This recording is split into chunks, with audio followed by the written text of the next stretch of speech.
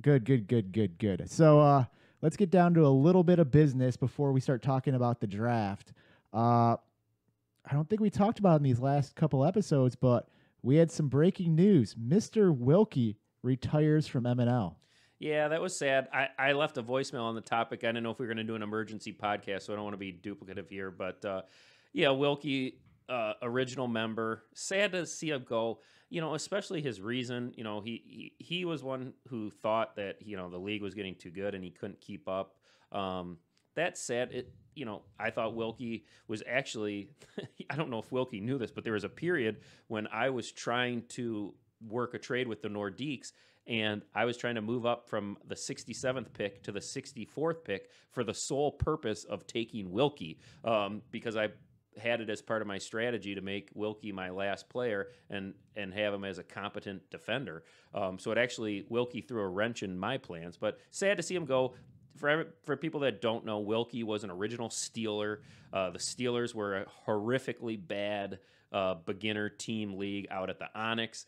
The original members were myself, all of the Otto brothers, Ryan Allen, Peso Monet, Joe Brennan, Scott Wilkie, and I'm sure I'm missing maybe one person, but we were horrible. But Ryan Allen was on that team. Ryan Allen linked us to the K-Falcons, another horrible team. They were slightly less horrible at the time, but the birth of the Steelers and the K-Falcons is what gave rise to MNL. So Wilkie's part of that tradition, and it's very sad to see him go. Is it true you cut Mr. Wilkie from the OFP team?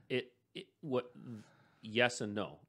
Was Wilkie cut from the OFP team? Yes. Did I make that decision? No. That was a combined decision. Again, we were moving from a beginner league up into a real league, and we were horrible. So in order to just not lose 25-1, we had to, have a couple people. So yeah, Manny was an original Steeler, and Manny and Wilkie had a little tiff, believe it or not, way back when. I can't remember what it's about, but yeah. So Wilkie was left behind, but he stayed in touch. He did the drop-in skates, and then Wilkie was welcomed back with open arms as an original member of MNL. But that is a true story. And he was originally a SEAL, the first keg winning team ever. So he's got a keg under his belt. Great guy. One more than me. I think we're all sad to see him go. It looks like he's looking to participate in the Monday Night Lights golf outing, which is a good thing as well. So not booting him out of slack or anything like that. So hopefully he'll be around. We'll get a few shots here and there in the general chat. Yeah, and I haven't had this specific discussion with him or Panny, but obviously eligible sub list, and we'll give him a low ranking. So if your 10th rounder's out, it would be great to see if Wilkie would make a cameo appearance. I suspect and I hope that part of it is, like the drive, because he lives a little, not super far away, but he lives somewhere kind of up in the northern east side. So maybe he just didn't want to make the drive consistently every night. So hopefully he'll grace us with his presence for a little cameo and keep skating somewhere. Yeah, so that was the first shocker of the week. The second shocker of the week was Hal Doherty also stepped down from the league.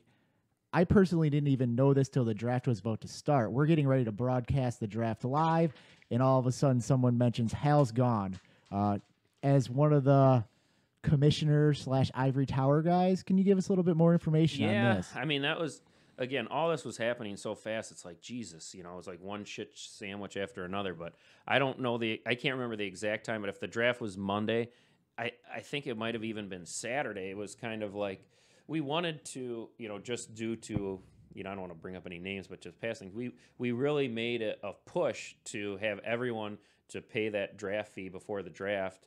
And there's a couple guys that need payment arrangements, but at least some acknowledgement, they either paid the money or, hey, I'll pay you on Friday, something. And Hal, believe it or not, was kind of MIA, and we all know from the castle that he's building out there that he's a wealthy, wealthy man. So I sent him a text like, hey, Hal, blah, blah, blah. And then I think about an hour or two later, and I think it was maybe even Saturday, Sunday, he was like, guys, I hate to do this to you, but, I can't play. And I don't know the reason. He said it was a personal issue, so we're going to respect his privacy by blasting it all over the podcast. But anyways, Oh, Hale, everybody has their reasons for Exact- stuff like that. and I think the thing is we're just disappointed that he's not going to Yeah, be around. but that's how it went down. And unlike Wilkie, Hale did not retire.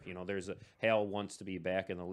He hopes to be back even as early as next spring. So we'll respect his privacy, and Hale's still Hal's inundating us posting with today just like crazy Slack always. bullshit. He's Yeah, giving so- his article he's passing along to us. Maybe he'll be interested in the sub list as well. Yep. Who knows how that stuff goes. But yeah, he actually left us 2 voicemails today. Oh, hey, let's hear him. So Hedda should only be a couple minutes away. Just to let you know, these are not perfect as far as his cell phone reception. So there's going to be a part I'm going to try to cut through on the first voicemail. So, but I did want to play them as a player not coming back for a while. I think we all want to hear his voice. There we go. Hey, this is Hal calling in. Just giving some comments on the draft last night. First, sorry I'm not going to be able to take part this year. Looks like it's going to be another glorious year of Monday Night Lights. And I'm just going to add in and comment. And he's shown outside of Monday Night Lights. All right, the Ducks. Oof. They've got like 8 defensemen on this team. They're going to have a lot of options. You've got Ben, you've got Turtle, Bolt, plugged in. Your cell phone blows. See, as centers on your they can easily move back. You got Rubel, Ali, Gibb, and him, Bronny. So the Ducks have a lot of options. Going to be able to change their look depending on who they play. So like I said, voicemail number 1, cell phone wasn't the best. Going over to 2 real quick. I think there's some North Star love or opinions, and it holds up a little bit better. It's a little bit shorter. So let's go to that real quick. And before we play comment. that, I just want everyone to know that if anyone besides Hale Doherty leaves a voicemail quality this shitty, it will not be played. But we are playing this out of respect to our fallen hero Hale. But everyone else, come on, make sure you got a signal before you leave a voicemail that shitty. Hey, just finishing up. Okay, so you got the Otto brothers on the blue line also. I'm just going by the assumption that Troy did his homework. He always does. So the guys I don't know fit his scheme. And it'll be interesting to see if this can put him over the top. So that's my take on the draft. Hang on. I'm missing a couple. All right, the Americans. Americans look good. They've got the Proctor. They've got Antioch. Second line's going to be, a little tough. I think Weeble's going to wobble a lot, and they'll get by. Defense looks good. Tigers are, it'll see how the Taylors do. Is how they're gonna take it. So I don't know, Matt. I know Chris, I think the world of him as a player, being his line mate last year. So I think they're going to have a lot of a lot of offensive punch there. I think Maki's going to do well in that system. And looking at their defense, it's not bad. They got Matt Lapoudre, which I don't know. I know his brother's pretty good, and so we'll see how they end up. All right, so that's my take. Your cell phone blows.